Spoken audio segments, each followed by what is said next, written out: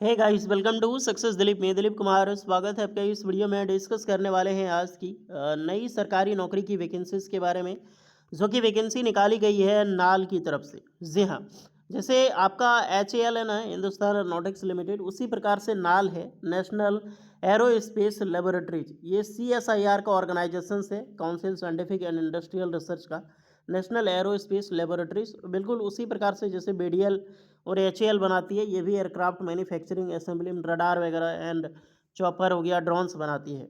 तो यहीं से सरकारी नौकरी के लिए नई वैकेंसी रिलीज हुई है, जो कि ऑल इंडिया के कैंडिडेट अप्लाई कर सकते हैं। ऑल इंडिया के ITI, डिप्लोमा और बीटेक के कैंडिडेट एलिजिबल है।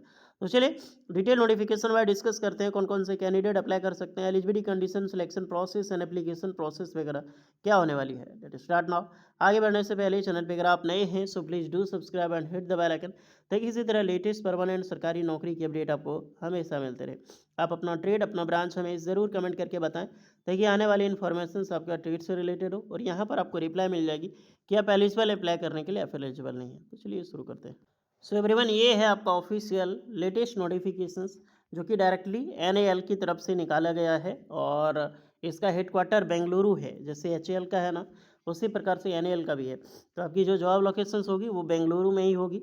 22 मई को नोटिफिकेशन पब्लिश की जाती है, बट ऑनलाइन एप्लीकेशन जो वॉक इन इंटरव्यू है 26 मई 2026 को एंड 29 मई 2026 को ऑर्गेनाइज किया जाएगा। देखिए, ये पोस्ट है तो सरकारी नौकरी ही, बट परमानेंट नहीं है। एक आपका कोड टर्म से बेसिस पे होगा, यानी कि जब तक प्रोजेक्ट रहेगी तब तक आपकी जॉब यहाँ पर रहने वाली है।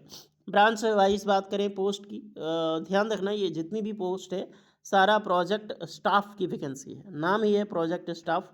पहले बात करेंगे 26 मई 2026 को जिसका जिसका इंटरव्यू है। पहला है प्रोजेक्ट असिस्टेंट ग्रेड 2 की पोस्ट है, जिसमें से सैलरी आपको देखा जाए तो 20,000 प्लस HRA मिलेगा। जहाँ पर BSc या फिर डिप्लोमा आपने किया है इन इंजीनियरिंग्स में आप अप्लाई कर सकते हैं। Branch electrical engineering and electronics engineering या फिर इलेक्ट्रिकल कम्युनिकेशंस वाले अप्लाई कर सकते हैं। 18 से 35 साल एज लिमिट है। जॉब रिक्वायरमेंट क्या है आप देख सकते हैं। प्रोजेक्ट एसोसिएट ग्रेड 1 PAT 1 बोलते हैं, 25,000 प्लस HRA होगा। तो इसमें मास्टर डिग्री या फिर बैचलर डिग्री इन इंजीनियरिंग किया है, यानी BTech किया है आपने इसी इलेक्ट्रॉनिक्स या फिर ट्रिपल ई यानी कि electrical electronics engineering, otherwise physics में भी किया तो अप्लाई कर सकते हैं। एज लिमिट आपका यहाँ पे 35 साल ही होगा। नेक्स्ट है प्रोजेक्ट असिस्टेंट PAT 1 पोस्ट है, 25,000 प्लस HRA होगा। देखिए बेंगलोर में मिल जाता है ना, तो HRA कम से कम 5,000 प्लस ही मिलेगा, तो 25 5 30,000 ऐसे ही हो गया। बैचलर डिग्री इंजीनियरिंग होना चाहिए, कौन सा ब्रांच, तो अगर इस वेरियस टेक्नोलॉजी में किया है, जैसे केमिस्ट्री में किया है, ऑर्गेनिक, जनरल या फिर पॉलीमर या फिर मटेरियल साइंस में आप अप्लाई कर सकते हैं।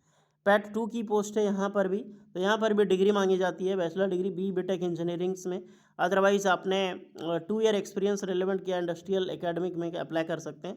इसी उसके बाद है RF में microwave electronics engineering, triple E and physics वाले अप्लाई करेंगे। अब मैं बात कर रहा हूँ जिसका 29 मई 2026 को इंटरव्यू कंडक्ट किया जाएगा, जिसमें से PA है, यानी कि project assistant 1। 18,000 plus HRA, 18,000 plus HRA लगभग 22-23,000 सैलरी होगा इसमें। इसमें 10 पास प्लस ITI चाहिए, ITI चाहिए, ध्यान रखिएगा। फिटर, टर्नर या फिर मैन्युफैक्चरिंग, तो ITI का कौन सा ट्रेड एलिजिबल है, fitter, Turner.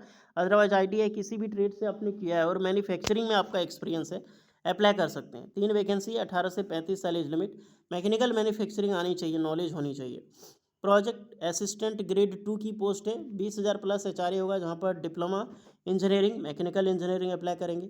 PAT 1 25,000 plus HRA है, तो यहाँ पर भी डिग्री चाहिए BTech, mechanical engineering, aerospace engineering, aeronautical engineering apply करेंगे। PAT 2 है, इसमें 28,000 प्लस HRA होगा, लगभग 30-32,000 होगा सैलरी।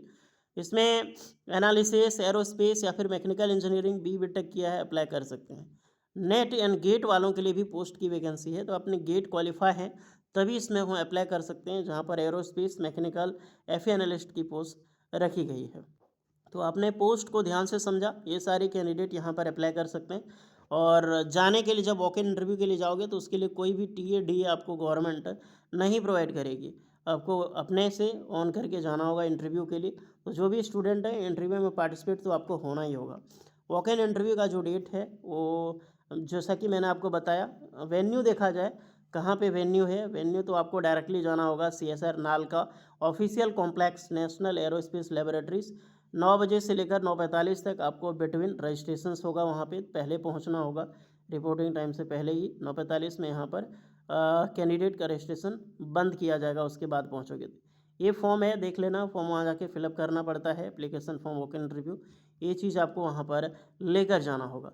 ओके डियर, तो 26 को इंटरव्यू है एक आपका, और एक 29 मई को इंटरव्यू है। तो जो भी स्टूडेंट एलिजिबल है, इंटरेस्टेड है, आप जा सकते हैं। और इसके रिगार्डिंग कोई एक्स्ट्रा डाउट है तो कमेंट करिएगा, लिंक सारा डिस्क्रिप्शन में मौजूद है, मिल जाएगी। तो नेक्स्ट वीडियो में, तब तक के लिए जय हिंद।